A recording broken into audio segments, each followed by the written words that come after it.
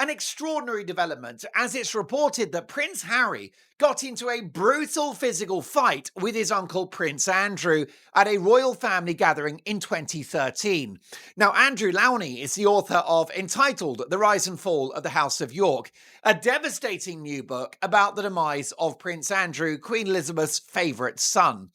Among many shock revelations that we'll come to is the bombshell claim that there was such bitterness between Andrew and Harry that things turned violent in the presence of Charles, Prince Philip, and Queen Elizabeth, no less, with the two men physically fighting, leaving Prince Andrew seriously injured with a bloody nose. Now, the Sussexes have denied the story in its totality. They say that every syllable is a lie. Well, we'll come to that in just a moment. The dispute was reportedly sparked when Harry discovered that Andrew had spoken negatively about him behind his back. Now, if that's true, and of course it's a big if, in the end we'll never get to the truth, I'll let you be the judge.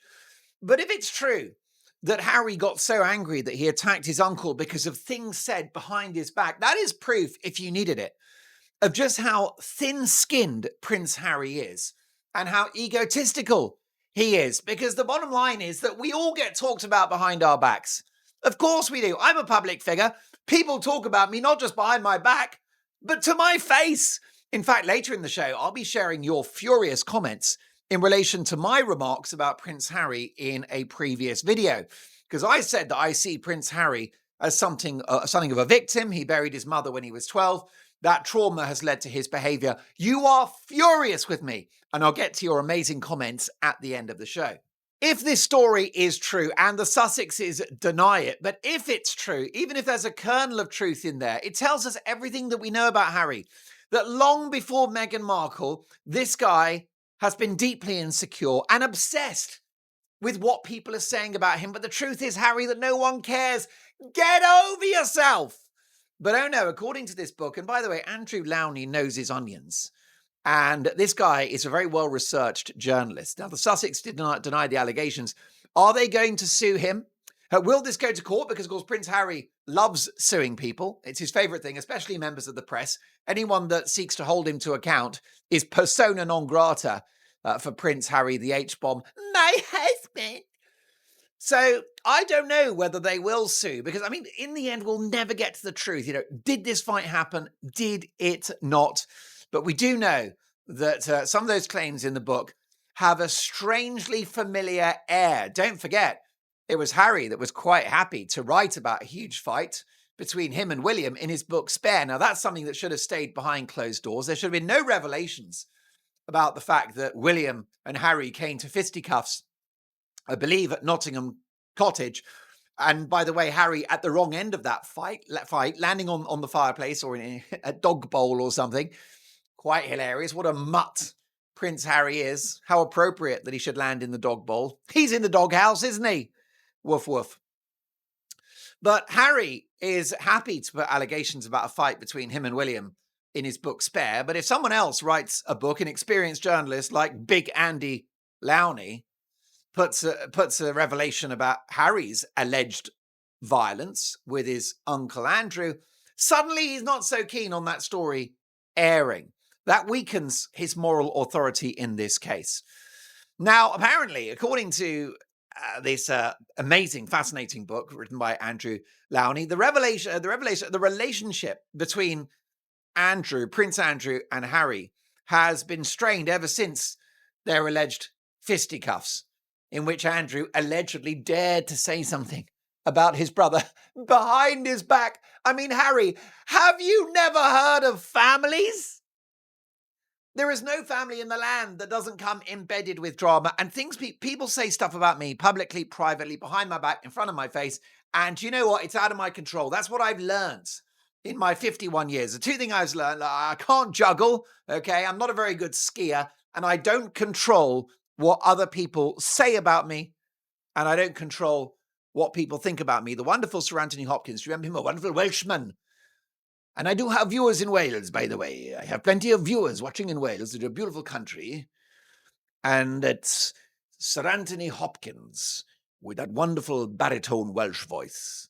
who played Silence of the Lambs. He was Hannibal Lecter in Silence of the Lambs, in which he played this terrifying serial killer who liked to eat a pair of kidneys and a glass of Chianti. Do you remember that outrageously scary film? Anthony Hopkins, what a genius, a lovely man. And Anthony Hopkins, by the way, he's had his demons over the years. He successfully battled alcoholism. He had relationship problems. But there he is now in his 80s, a celebrated actor in great health. And he's now a philosopher. You see Anthony Hopkins online all the time with different quotations. And he said, I take no interest in what other people think of me. It's none of my business. What a line! I mean, if that's not... Is that a mic drop? Let me use the coconut oil for today's mic drop. I'll tell you why I've got coconut oil in a future show, but we've got so much to get through. There isn't time. There is no time for distractions today because I've got so much material for you. But Anthony Hopkins is absolutely right. What you think of me is none of my business. But of course, it's all Harry does, is analyzes what people are saying about him, what people are thinking about him. The whole of Spare was just one big introspective rant because the guy's depressed. He's had too much therapy. Get over yourself, Harry. That's all you got to do. That's why I need to go for a beer with him. And we'll have the king of beers, which is Budweiser. We know it's the king of beers because it says it on every bottle and on every can. By the way, the Mark Dolan Show has an exciting new sponsor. In just a moment, you're going to love it. You will love my new sponsors. So excited. There would be no sponsors without you. Thank you. Without you, I no longer swim upstream. Where were you when they tried to build the spaces in between? Red letter days and all the same, while I remain shipwrecked. Everyone the same, and I fall apart. With this thread of indecision hanging in my heart, this cat could get so lonely in the save of fire, and it seems to me the night time when I fall apart. Folks, massive, massive news. This is a huge story, and Harry is falling apart. Harry has lost the plot because things are being said about him again, and he doesn't like it because he tries to change what people think about him. Spare was obviously a money-making exercise because he's got no income now. But it was also an effort to reframe the narrative. And I think that it was unsuccessful because it just made us realize what an indulgent and emotionally immature man he actually is. So the revelation within the book is that Andrew not only spoke behind Harry's back. How dare he? How dare Andrew say something about his precious nephew behind his back? How dare he? How dare you? How dare you? No, no one must speak ill of the great Prince Harry. Don't forget that I was on network television when I did a few monologues about Harry and Meghan, my husband, all of which have come true. Everything I said came true. I'm tired of being right. It's exhausting. Always being right. By the way, I'm not always right, as we'll discover at the end with your amazing comments. You are furious with me about defending Prince Harry's behavior based upon childhood trauma. You're not having it. You will love your comments at the end. But I've got more on this absolutely shocking story after an absolutely amazing message from my sponsors. Check this out. You will love it. Are you sick of biased news? Well, so am I. And that's why every morning with my big cup of decaf in my Father's Day mug that I actually bought for myself, I read Ground News. It shows how stories are covered differently by the left, the right and the centre. Take this one, for example, President Donald Trump's tariff crusade. Some outlets say that he's mad and is wrecking the economy. Others say that he's standing up for American jobs and will triumph. Well, Ground News shows both sides and lets you decide, because it turns out you've got a brain. Who knew? So try Ground News. Go to ground.news/Dolan or click the link below. You will get a 40% off discount from the Vantage plan. 40% off for the plan that I use for unlimited access. It is a game-changing way to consume the news. And more importantly, it will make you sound very clever at dinner parties. Ground News is subscriber funded, no billionaire overlords pulling the strings, just the unvarnished truth from every angle. What's not to like? That is ground.news/Dolan. I'll drink to that.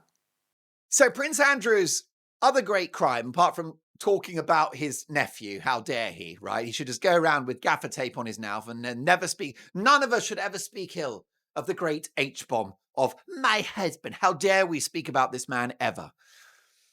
So we didn't just have the allegation in 2013 that they had a fight, which, by the way, allegedly caused Prince Andrew to suffer a nosebleed, which obviously this program will never, ever condone any physical behavior like that. That said, the punch on the nose, allegedly, would certainly be the clip round the ear that Prince Andrew should have had years ago from his mother, Elizabeth, who I adore. She's my total hero, but she was too nice to Andrew. She spoiled him. He was her favourite son, and he's brought only disgrace on the family. Although I am curious, at this point in 2025, who's worse, Andrew or Harry? I always ask you this, but I want to know again. Let me know in the comments. It's like the stock market. Every day it changes. Who's worse, Andrew or Harry? Let me know in the comments. Who's worse now? I've got amazing Andrew revelations coming, by the way. He's not a good boy. He's a very naughty boy indeed. But so we didn't just have Andrew talking about Prince Harry behind his back. Poor Harry. Smallest violin in the world. But apparently, according to the book, again, all allegations denied by the Sussexes, Andrew allegedly mocked Harry's decision to marry Meghan Markle, telling him their marriage would not last more than a month, and accused Harry of going bonkers after meeting her. How much of that did Big Andrew get wrong? Big Randy Andy, Prince Andrew, right? Basically allegedly a posh P. Diddy. No, not at all. Prince Andrew, by the way, denies all allegations made against him, including in this new book. He denies the allegations, never been proved guilty of anything in a court of law. Okay? But I mean, my judgment that we only know, here's what I think about Prince Andrew. We know that he's a man of poor judgment. That is it. That is his crime, is his judgment. But we'll come to the allegations in the book in just a moment, all of which Prince Andrew denies. But the bottom line is, who could disagree with Prince Andrew, with Randy Andy, regarding Harry having gone bonkers after meeting Meghan? Harry went bonkers. He provably went bonkers because he got involved in this Z-list actress who love-bombed him and stared at him with those swirly-whirly eyes, just like the snake in the Jungle Book. It's just those bare necessities, those bare necessities. Drop an octave next time. Always well advised. So, he was absolutely right. Andy, for all his sins, right? Big Prince Andrew. Prince Andrew was right. Harry did go bonkers after meeting her. He said, "You're mad." Andrew allegedly said to Harry, "You are mad for not doing due diligence on this woman, for researching her and preparing the groundwork for this marriage." And Andrew's right. He's right about that. Because what Harry, the H-bomb, should have done, my husband, is read up on Meghan's past and spoken to Meghan's half-siblings, Samantha and Thomas Markle Jr. Harry should have had a long chat with Thomas Markle, which, of course, Harry completely ignored Thomas Markle. And they eventually, the couple, as an entity, threw Thomas Markle under the bus completely. He didn't even attend the wedding. Yes, he was ill. Doesn't matter. He could have been there in a wheelchair, for goodness sakes. My sons, who for their privacy we call Elton and Bernie, when they are of marrying age, I could be a head in a jar and I would still be there, folks. I wouldn't miss it. And I would sing "I Want to Kiss the Bride" by Elton John. I want to kiss the bride. Yep.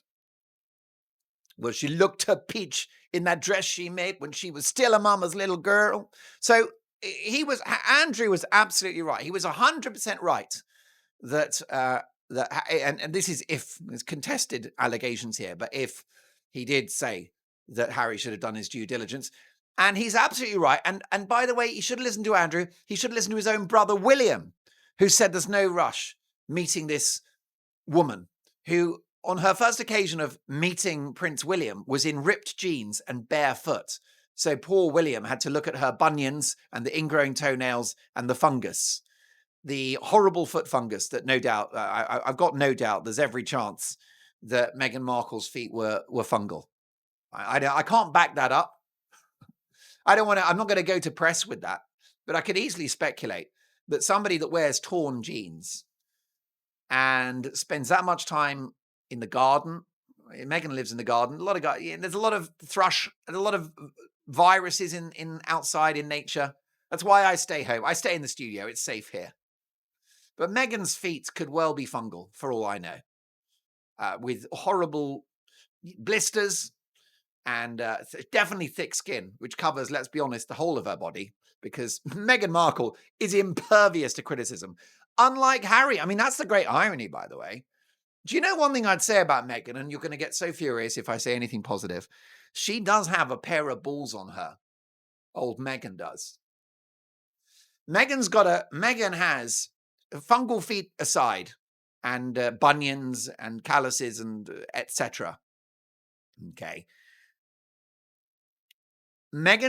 She's got some degree of backbone, and she can dish it out, which is why when the couple divorce, it's game over for Harry, because she will employ the services of the most aggressive lawyer in California, and that lawyer will be given instructions by Meghan, who is ruthless. We know that because she takes everyone down, and she takes everyone down to Chinatown. She destroyed Piers Morgan's TV career, which is an amazing achievement.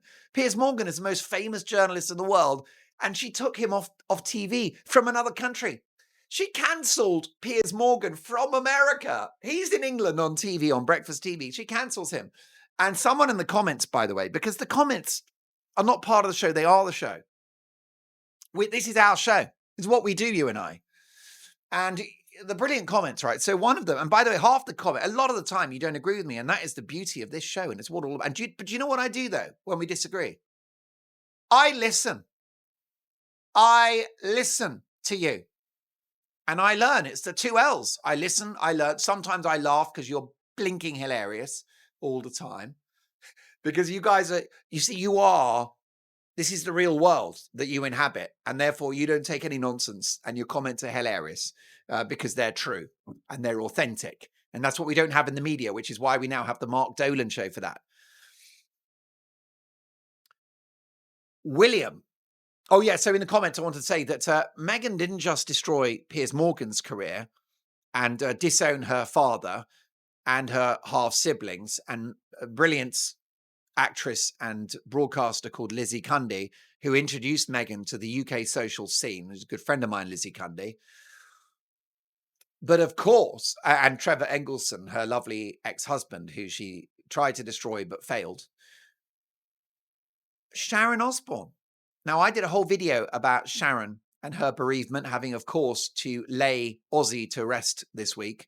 The tragic story. So much engagement from you guys in the comments on that as well. Many of you lost husbands and wives and still struggling, and I totally understand that is the case. It's just the most awful pain you can go through. But poor old Sharon has experienced a lot of pain at the hands of Meghan Markle, because Sharon was on that TV show. I think it was called The View. Was it? I always mix the shows up, but I think it was The View that Sharon was on, which is a US talk show. And she defended her friend, Piers Morgan, on the basis of freedom of speech. Because Piers Morgan said, I didn't believe the Oprah interview. I don't believe a word that Harry and Meghan say. And Sharon goes on The View, goes on TV, on the show that she was appearing regularly. And she was the best thing on The View because she was funny and authentic, just like you. And she said, I'm defending my friend Piers Morgan because he's entitled to his opinion and free speech. What happened? Cancelled from the show. Sharon Osbourne's TV career was destroyed at that point. It was over. There was a complete coup against her from the rest of the cast, who are mostly crazy woke. Okay. And the woke people who are woke, they think they're lovely, aren't they? We're woke. We're really nice. I'm a nice person. I'm woke. Quite the opposite. It's a toxic mentality and ideology. It's about cancelling people. It's about bullying people. It's about saying things that are scientifically absurd and impossible. Woke is crazy.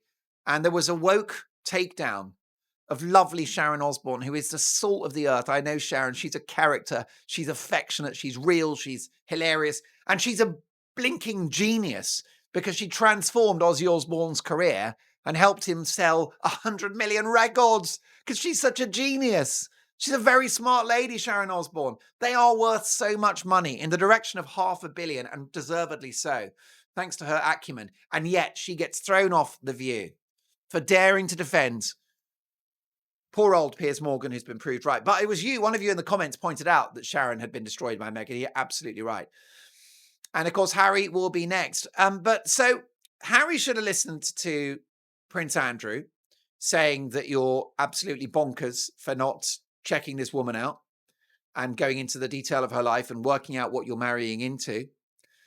And also, he was right to say it wouldn't last a month. Now, the Mark Dolan show has placed Harry and Meghan on 24/7 divorce watch. And of course, Andrew, if he said these things, was wrong about a month. It did last longer than a month. I will say that Andrew was right to an extent, which is that the royal frontline duties lasted about a year and a half.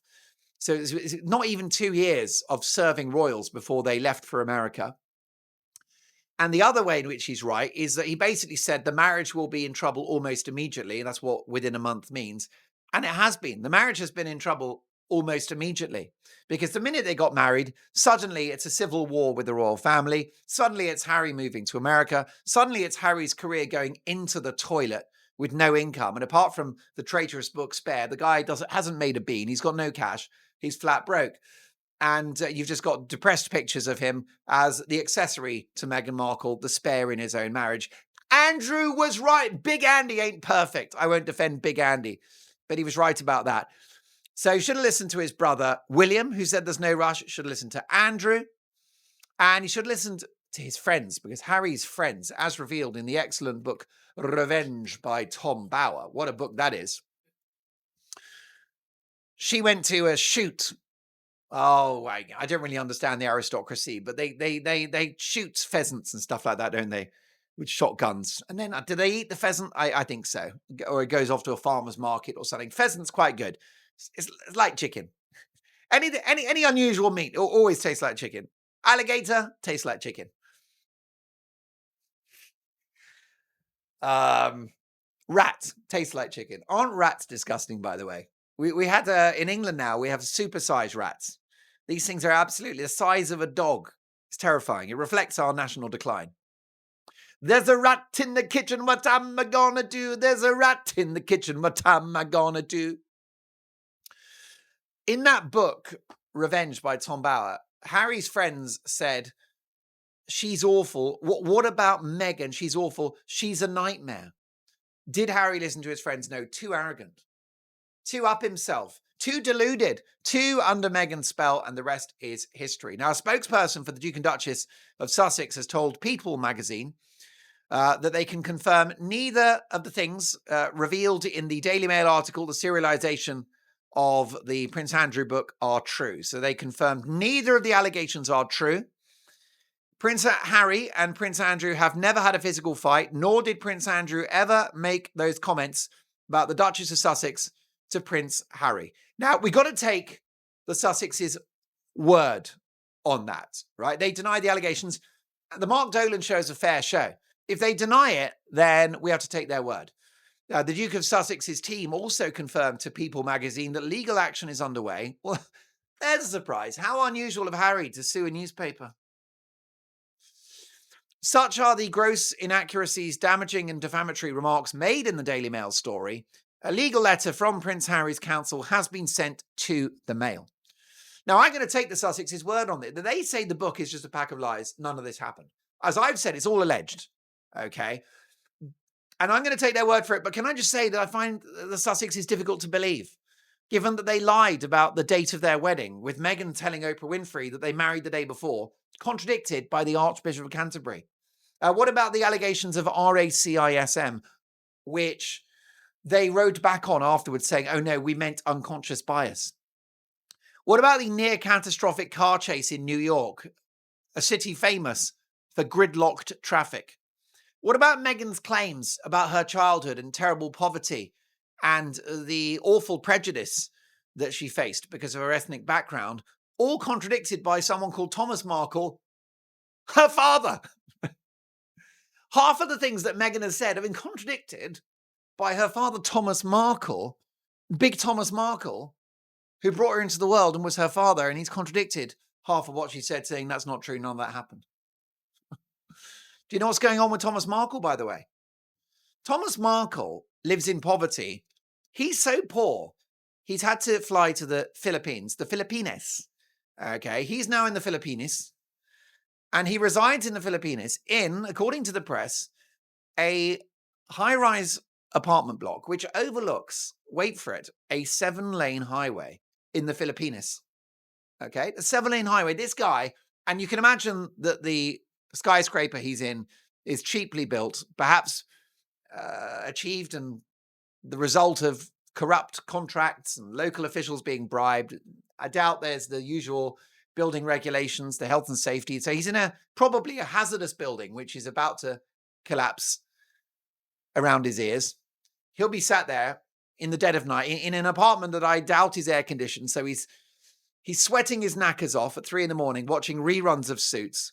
Oh, I have to watch Suits because it's the only chance I get to see my daughter is from reruns of that program because she doesn't call me, and I didn't go to the wedding, and I've been completely gaslit and thrown under the bus by my own daughter. And the guy, but 7-lane highway, can you imagine the noise? 3 a.m, in a structurally unsound skyscraper with no air cons, literally sweating his knackers off, watching reruns of Suits, which will make anyone ill. Environmentally unfriendly Filipinist cars flying past in the dead of night. Right, that's Thomas Markle's life now. He walks around. The Philippines is a lovely country with beautiful people, right? But a third of the people in the Philippines live below the poverty line, and I fear Thomas Markle is one of those. Literally sweating his socks off in the dead of night. Right? And he's got to walk around. A third of the folks in the Philippines live below the poverty line, and he's going to walk around probably harassed by locals. Hey, Mr. America, you give us money? You got dollars, Mr. America? Mr. America, you got dollars? Please don't bother me. I have to watch reruns of Suits just to see my daughter. I don't have any money because I spent it all on her education, including acting classes, and I want my money back because she's a terrible actress. Mr. America, you got dollars? You got dollars, Mr. America? And he's walking around, and the street food in the Philippines, it might taste all right, but good luck. Good luck 12 hours later, glued to the lavatory, which I because it's a basic building, it will be a very basic, rudimentary lavatory. And he's like, oh, it really hurts. I've been chucking out every end the last 3 hours, coming out the mouth, coming out every single orifice that you can think of. He's got food poisoning from dangerous local food. He's sweating his knackers off. And this is the life that Meghan has chosen for her father, Thomas Markle, who the Mark Dolan show revealed spent in the region of $500,000 on her education. Before we go, let's get a bit more on this book about Prince Andrew. Jeffrey Epstein, the disgraced financier who died in jail, reportedly described Prince Andrew as a serial sex addict. He said, "We're both serial sex addicts, but he's the only person I've met who is more obsessed with," and then he uses a euphemism about ladies, which invokes a cat. And I'll say no more than that because the Mark Dolan show is a family show. Bring the kids, they might learn something. But Epstein allegedly said that Andrew's the only person I've met who's more obsessed with, metaphor for a cat, than me. He allegedly added, "He's the most perverted animal in the bedroom. He likes to engage in stuff that's even kinky to me, and I'm the king of the kink." Now, bear in mind that Prince Andrew will doubtless deny all of these allegations, but it's more bad headlines for the royal family. A Reuters correspondent said that during a 2006 state visit in Bangkok, over 40 women visited Andrew's hotel suite, sometimes replacing one as another left. Now, the question is, I mean, he was a British global trade ambassador. So was he just doing business deals with these ladies? Was he just buying shares in their company and suggesting, research and development ideas? Do you think that's what? Do you think with these ladies that allegedly came to his room, was he just studying their spreadsheets? And was he focused on their bottom line? I wonder. One former partner recalled, he wanted me to engage in kinky activity. He had no boundaries. He had an open marriage. After returning to London, I never heard from him again. I felt like he used me for a few days so he could live his wildest fantasies. Cannot stress how Andrew would clearly deny these allegations. But again, like with Harry, is Andrew going to be suing Andrew Lowney, the experienced author of this book, who will no doubt have done his due diligence and his legal homework? And don't forget, the publishers will have done their homework too. Andrew's tenure as a trade envoy was, he cast doubt on that in the book. How much trade envoying did he do? His entire tenure as a trade envoy from 2001 to 2011 completely vanished from official government records. The book reveals or alleges that Andrew had ties to Chinese businessman and suspected spy Yang Tengbo, raising concerns about national security. Andrew reportedly benefited financially from one particular venture. Lowney claims that Andrew was given use of a palace in Abu Dhabi with full staff despite not owning it, leading to speculation about his financial support and status. The whole thing stinks. Lowney describes a deepening status conflict over the Royal Lodge with the 30-room Windsor property that Andrew occupies. Andrew apparently digging his heels in, fighting with the king over whether he gets to stay. Entitled behaviour. In 2005, Andrew was said to have called a staff member an effing imbecile over a mistake referencing the Queen Mother. The biography contrasts this with the respectful conduct of King Charles and Prince William. Andrew allegedly used taxpayer-funded security officers for personal errands, such as collecting golf balls. What load of balls! Never heard so much nonsense in my life. Now, the bottom line is, I don't know what to believe, right? Andrew will deny these allegations, but we know he's a silly man, and we know he's a man of terrible, poor judgment. So here's my question. What should he do? What does Andrew do? What is the solution? How do you solve a problem like Prince Andrew? Do you think that he should give up his entire title? You just say, I'm not Prince Andrew anymore. I'm just Andrew Windsor, and I'm going to live in a granny flat, like a little, just a kind of outhouse, right, designed for the staff. I'm going to go into a one-bedroom accommodation on the royal estate, and I'm not Prince Andrew anymore, and I'm basically just going to do some gardening, walk the dogs, and disappear from public view. What is the solution to Prince Andrew? What do you think? Now, I'd like to remind you, as I said earlier, that there is no illegality that's ever been held at Prince Andrew's door. Nothing proved. He settled out of court regarding Virginia Giuffre, but with an agreement that no allegations were sustained. Now, it could be that Big Andrew is a victim of a huge miscarriage of justice. He would argue that, and friends of his like Lady Victoria Harvey would argue that. Others would argue that he's a wrong 'un and that he's a very naughty, bad man that's done bad things. We'll never get to the truth of it, but the bottom line is that he can't just disappear. He remains a member of the royal family. So what is the solution for Prince Andrew? Let me know. I've got a solution. And my solution is that he marries Sarah Ferguson, because he lives at the Royal Lodge with Fergie, his ex-wife. They've got two lovely daughters. And I think that she should remarry him and make an honest man of him. And I think that he could then do charity work. He could go into the community. He could maybe not help in schools. I don't know why I say that. I tell you for why. Because of the allegations based upon people that he was close to, it wouldn't be a good look. That's why. It's not because he couldn't be trusted. It's because it wouldn't be a good look. But he could go into prisons and help reoffenders, and he could teach some ex-cons to read or something like that. I don't know what he could do, but I think he could do charity work, make a positive contribution, remarry lovely Sarah Ferguson. And I think at that point, he would definitely be the least bad royal, with the title of worst royal going to Prince Harry, my husband. Before we go, I have previously suggested that Prince Harry is a victim of childhood trauma, which explains his behavior. Many of you, thousands of you, disagree with me, and this show is all about opinions. So Karen messaged the show in the comments, and she said Prince William lost his mother the same day that Harry did, but we don't have to hear about that every second of every day. Mackay CC60 said, don't be ridiculous, Mark. I've lost both my parents young, and all I've wanted to do is make them proud, not trash them. He is shameful. And last but not least, Claire, who said, Mark, stop with this poor Harry lost his mother monologue. It's depressing hearing it all the time, on and on. Enough! This is not the problem Harry has that has made his life such an issue.